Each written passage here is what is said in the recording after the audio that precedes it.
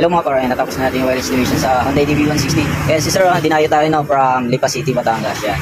Ang pinakabit ni sir, ito yung Senlo X1 Plus na 60 watts. Tapos PIA horn, dual horn setup to. Tapos yun. Nasa ilalim lang na yung ating MDL. No? Ayan yan.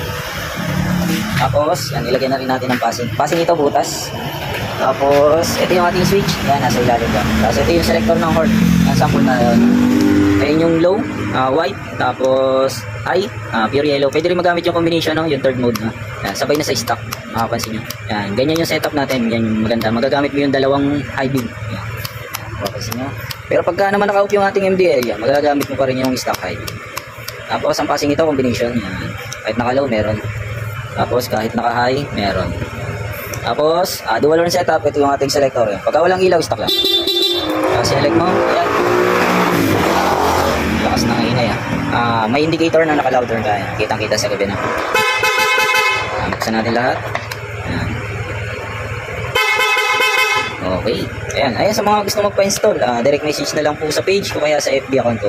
O kaya visit kayo dito sa shop ko, dito sa Banay-Banay Cabuyao. Search nyo lang Parades Banay-Banay Cabuyao. Nakikita nyo na yung shop ko. Yan. Marami tayong available na Senlo. Lahat ng unit ng Senlo available. Yan. Pili na lang kayo kung ilang watts. Okay? Yun lang. Thank you and ride safe.